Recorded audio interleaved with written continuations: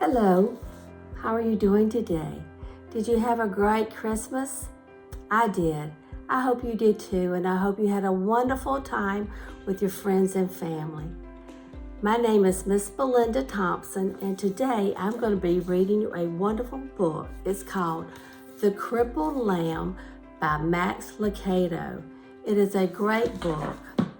Have you ever felt alone or that you don't belong? All of us do at one time or another. And I can't wait to read this book because you're going to find out that you don't have to feel alone or not needed or feel left behind. So let's get started.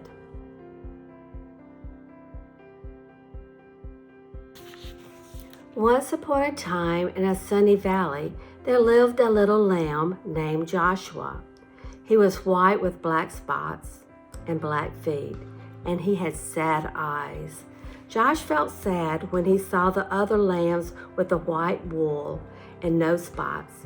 He felt sad when he saw the other sheep with their moms and dads because he did not have a mom and dad. He felt saddest when he saw the other lambs running and hopping because he couldn't.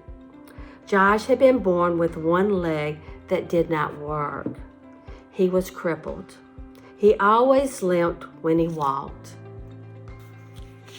That's why he always watched while the other lambs ran and played. Josh felt sad and alone. Except when Gabrielle was around. Abigail was Josh's best friend. She didn't really look like a friend for a lamb. She was an old cow. She was brown with white blotches that looked like rain petals on a path. Her belly was as round as a barrel, and her voice was always kind and friendly. Some of Josh's favorite hours were spent with Abigail. They loved to pretend they were on an adventure in the distant lands. Josh liked to listen to Abigail tell stories about the stars. They would spend hours on the hill looking into the valley. They were good friends. But even with a good friend like Abigail, Josh still got sad. It made him sad to know that he was the only lamb that could not walk and jump and play in the grass. That's when Abigail would turn to him and say, "Don't be sad, little lamb. God has a special place for those who feel left out." Josh wanted to believe her, but it was hard. Some days he felt just alone. He really felt alone on the day the shepherds decided to take the lambs to the next valley where there were more grass. The sheep had been in the valley so long that the ground was nearly bare. All the sheep were excited when the shepherds told them they were going to a new meadow. As they prepared to leave, Joshua hobbled over to his place on the edge of the group. But the others started laughing at him. "You're too slow to go all the way to the next valley. Go back, slowpoke. We'll never get there if we have to wait on you. Go back, Joshua." That's when Joshua looked up and saw the shepherd standing in front of him. "They are right, my little Joshua. You better go back. This trip is too long for you. Go back and spend the night in the stables." Josh looked at the man for a long time. Then he turned slowly and began to limp away. When Josh got to the top of the hill, he looked down and saw all the other sheep headed toward the green grass. Never before had he felt so left out. A big tear slipped down his eye, rolled down his nose, and fell on a rock. Just then he heard Abigail behind him, and Abigail said what she always said when Josh felt sad. "Don't be sad, my little lamb. God has a special place for those who feel left out." Slowly the two turned around and walked to the stables together. By the time they got to the barn, the sun was setting like a big orange ball. Josh and Abigail went inside and began to eat some hay out of the feed box. They were very hungry, and the hay tasted so good. For a long while, Joshua forgot that he had been left behind. "Go to sleep, my little friend," Abigail said after they finished eating. "You've had a very hard day." Josh was tired, so he lay down in the corner on some straw and closed his eyes. He felt Abigail lie down beside him, and he was glad to have Abigail as a friend. Soon Josh fell asleep. At first she slept soundly, curled up against Abigail's back. In his sleep, he dreamed. He dreamed of running and jumping just like the other sheep, and he dreamed of long walks with Abigail throughout the valley. He dreamed of being a place where he never felt left behind. Suddenly, strange noises woke him up. "Abigail," he whispered, "wake up! I'm scared." Abigail lifted her big head and looked around. The stable was dark except for a small lamp hanging on the wall.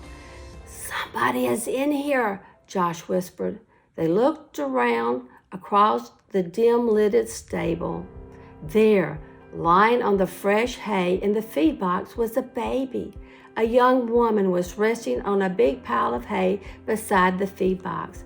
Joshua looked up at Abigail and looked at his friend, as thinking his friend could tell him what was going on. But Abigail was just as surprised as Josh. Josh looked again at the woman and the child, then limped across the stable. He stopped next to the mother and looked into the baby's face. The baby was crying. He was cold. The woman picked up the baby and put him on the hay next to her. Josh looked around the stable for something to keep him warm. Usually there were blankets, but not tonight. The shepherds had taken them on their trip across the valley. Then Josh remembered his soft, warm wool. Timidly, he walked over and curled up close to the baby. "Thank you, little lamb," the mama's baby said softly. Soon the little baby child stopped crying and went back to sleep. About that time, a man entered the stable carrying some rags. "I'm sorry, Mary," he explained. "This is all the cover I could find." "It's okay," she answered. "This little lamb has kept the new king warm." "A king?" Joshua looked at the baby and wondered who he might be. "His name is Jesus," Mary spoke as if she knew Joshua's question. "God's son. He came from heaven to teach us about God." Just then, there was another noise at the door. It was the shepherds, the ones who had left Joshua behind. Their eyes were big and they were excited. "We saw a bright star and heard the angels," they began.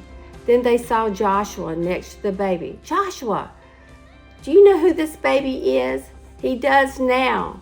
It was the young mother who was speaking. She looked at Joshua and smiled. "God has heard your prayers, little lamb. This little baby is the answer."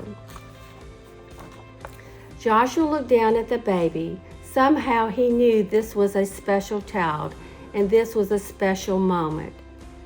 He also understood why he had been born with a crippled leg. Had he been with the other sheep, he would have been in the valley, but since he was different, he was in the stable, among the first to welcome Jesus into the world. Joshua turned and walked back to Gabrielle and took his place beside his friend. "You are right," he told her. "God has a special place for me." The end. Isn't that a wonderful book? I want you to remember there's a part in the book where it said that Jesus was born for you. Well, what she was saying is that we all feel alone and feel left out at times, but we don't have to worry because Jesus has been born. He loves us so much and he wants you to love him back. And I hope that you realize that we're all special And God can use us in so many wonderful ways if we just let Him.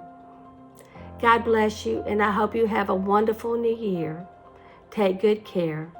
I love you, and best of all, Jesus loves you too.